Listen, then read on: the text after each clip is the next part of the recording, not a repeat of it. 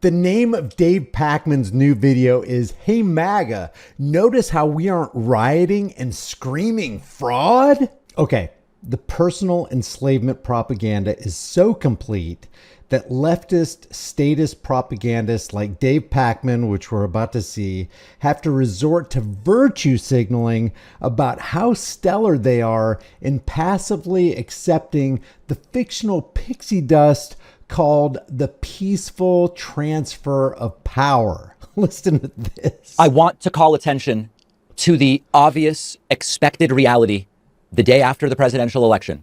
We on the left accept the results that Donald Trump won. Hey, MAGA, see how it's done? Trump won this election. I can admit that. I have been saying for months, the difference is going to be if Kamala Harris loses, barring actual evidence to the contrary, we are going to come in and we are going to say, I wish it were different. I didn't vote for the guy, but Trump won. I believe that Trump back in office is a huge mistake. The consequences are potentially disastrous, but Kamala Harris lost. It would be wrong to do anything to try to force her into office, even though she lost, the way that Trump and his followers tried to do when Trump lost in 2020. This is a critical difference between left and right. This is a critical difference between left and right, which, by the way, is no difference at all. No substantive difference, because his gal, Kamala Harris, is owned by the same banking cartel as the rightist cultist members' chosen leader, Donald Trump. So in other words, Dave Pakman is saying, look how righteous we on the left are. We submit ourselves to the children's book fairy tale version of reality and the peaceful transfer of power. If the peaceful transfer of power really does exist, then tell me, where does this power come from?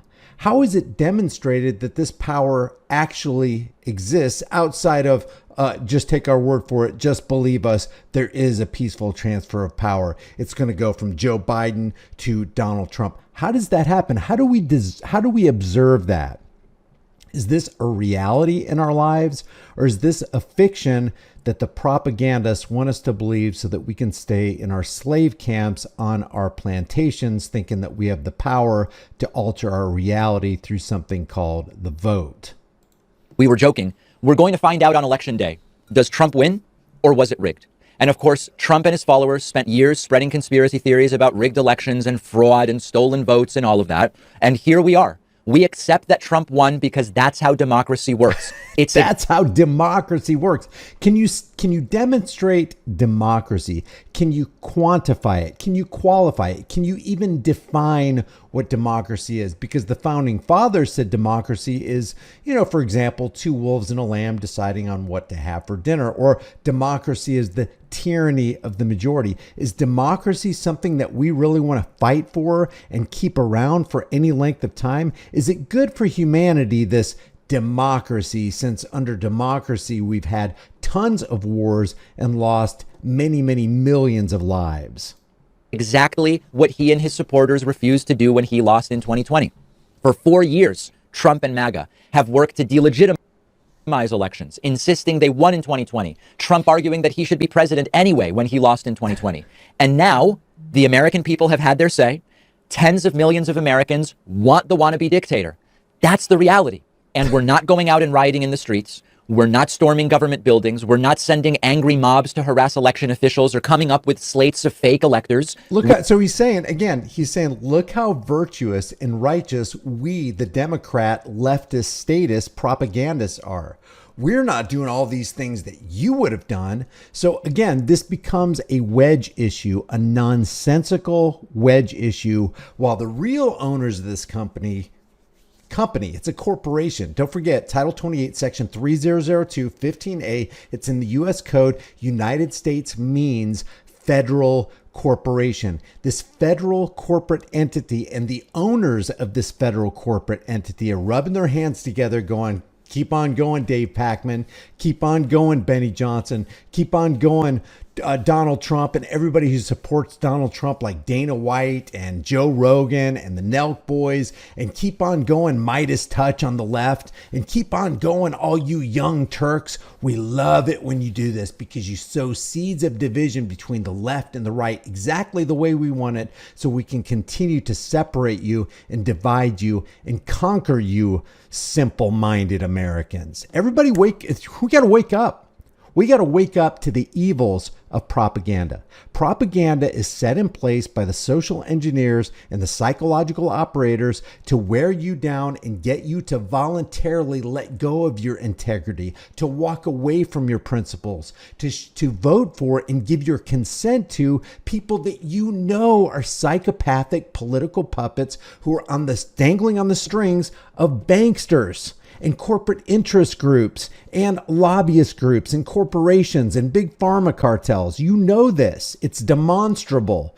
Both sides, Republican and Democrat, it scarcely makes a difference. We are disappointed, but we can be vocal and disappointed and respect the process. And MAGA didn't do it in 2020. Respect the evil process.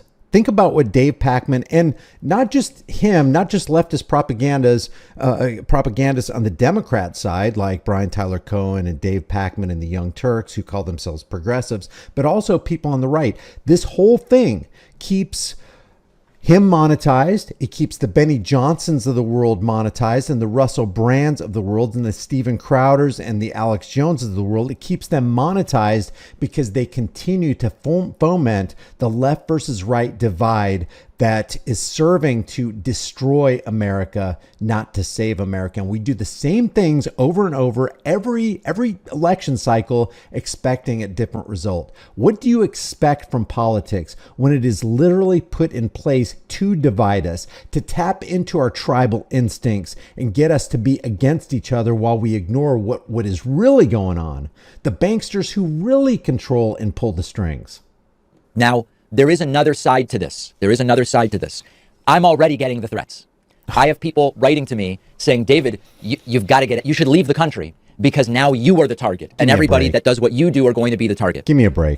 I can only hope that Donald Trump's win doesn't embolden their side to try to come and do whatever it is that some of my viewers are worried they might try to do.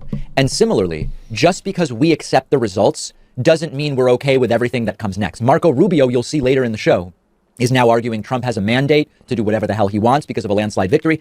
He is going to have, listen, he can do executive orders, but just because we accept the results, because that's what we do in a democratic country, doesn't mean we say, have at it, Haas, do whatever the hell you want to do. Democracy means we accept the wins, we accept the losses, the stakes are very high. In other words, let me just put it in other words, because he actually just said it right there. Democracy keeps us encased in our cognitive dissonance while we continue to protect and perpetuate a system that keeps us in the tightest shackles possible, the mental shackles. Yeah, you don't see a cage in front of you, but you've constructed that cage in your own mind.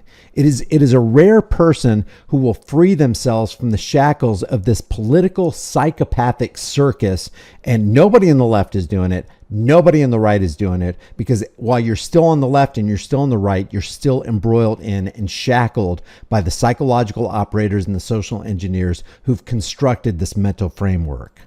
So they won this one. I think a lot of them have no clue what they voted for. Many of them have ethical and moral compasses that are completely broken or backwards. See, this right here shows the inherent hypocrisy involved in all forms of statism, left statism, right statism, and centrist statism.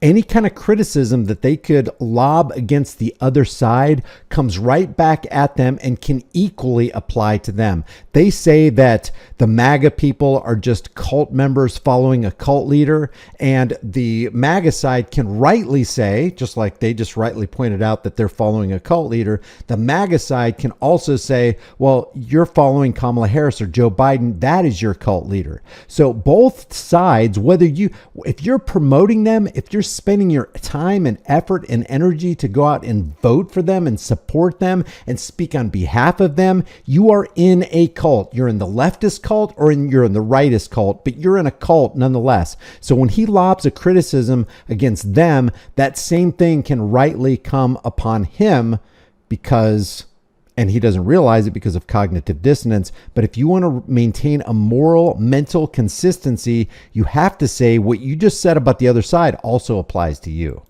They may regret it, but they voted. And we have to stand by that. We're not going to the Capitol on January 6th to riot. We have to stand by that. Why do you have to stand by that? Because that's what happens in my storybook, because my storybook fiction says there's something called a peaceful transfer of power, and we shall sit down and shut up and just accept that peaceful transfer of power and not make any waves after that peaceful transfer of power has taken place. It's just all psychotic. These are psychopaths. These people, as long as they derive a paycheck from polarizing and dividing the rest of us, they will never walk away from that. That is their gravy train, and they intend to stay on it. Leave your thoughts about this for the world and the global thought police in the comment section below. If you like this video, maybe you'll like some of my others. Check out some of my most popular videos. Look at where we went to the most devastated areas in Asheville, North Carolina. We went to Chimney Rock, to Lake Lure. We went to assess the damage and to talk to the people who were affected by Hurricane Helene, and they're still being affected by it to this day after the election.